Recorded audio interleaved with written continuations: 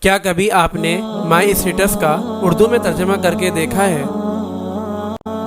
یقیناً نہیں، کیونکہ اگر ترجمہ کیا ہوتا اور آپ کو اس کا مطلب معلوم ہوتا تو آپ کبھی بھی اسٹیٹس پر گانے اور گناہ کی چیزیں نہ لگاتے۔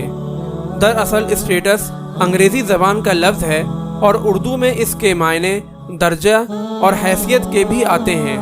اس طرح مائی اسٹیٹس کا مطلب ہوا میری حیثیت۔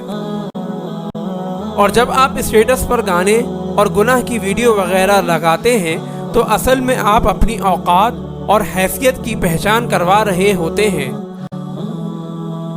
سب سے بڑی بات اس میں یہ ہے کہ آپ کا لگایا گیا گانا یا گناہ کی چیزیں جتنے لوگ دیکھیں گے ان دیکھنے والوں کے برابر آپ کے نامہ اعمال میں گناہ درج کر دیے جاتے ہیں۔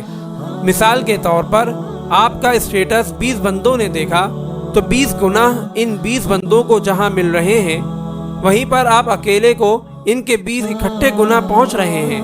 چاہے آپ کوئی ایسی جاری برائی چھوڑ کر قبر میں بھی چلے جائیں وہاں پر بھی آپ کے گناہوں میں مسلسل اضافہ ہوتا رہے گا۔ اس لیے اس جاری گناہ سے بچنے کی بھرپور کوشش کی جائے۔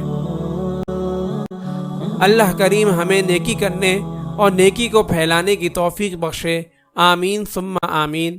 جزاک اللہ خیرا کثیرا۔ اگر آپ اس صدقہ جاریہ میں شامل ہونا چاہتے ہیں تو چینل کو سبسکرائب کریں اور لائک اور شیئر کرنا نہ بھولیں۔ جزاک اللہ خیرا۔